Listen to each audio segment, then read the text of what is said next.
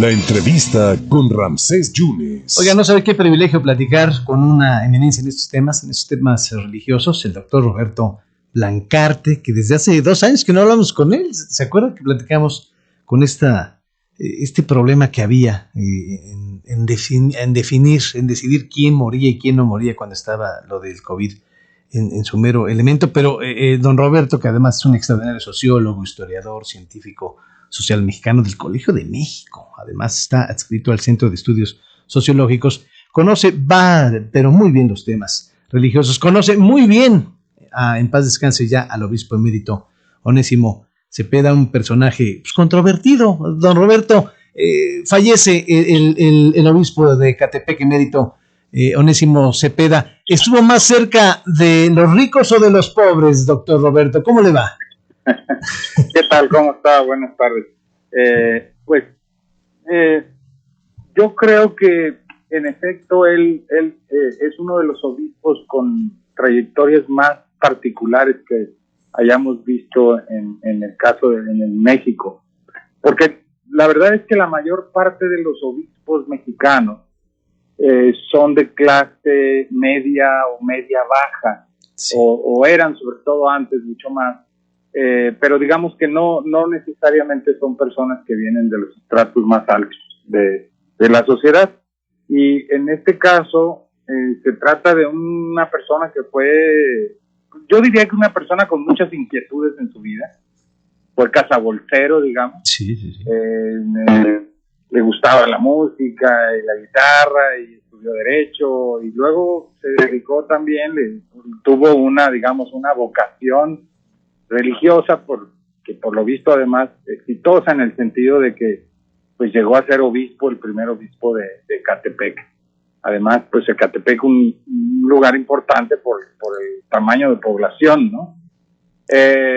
Y bueno, como persona que venía de este ámbito, sus costumbres y su manera de vivir, pues más o menos reflejaban eso, ¿no?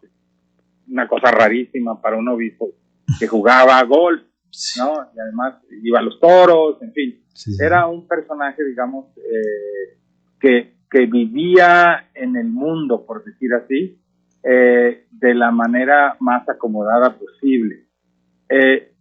Lo cual, hay que decirlo, no está prohibido en la iglesia, ¿no? Porque en la iglesia católica pues hay muchas maneras de ser pastor, de ser obispo, ¿no? Y bueno, pues él evidentemente tenía una inclinación específica que nunca negó. Así que bueno, pues era ciertamente un personaje muy particular, ¿no? Bueno, y además quiso ser político, quiso ser diputado, don Roberto. Pues eso es muy interesante, porque obviamente él sabía que no podía hacerlo, digamos, porque constitucionalmente, legalmente está prohibido, sí, para un ministro de culto ser candidato a cualquier puesto de representación popular, a menos que se haya retirado de su ministerio 5 años antes. En el caso de él, pues no sé si él pretendía decir que porque se había jubilado,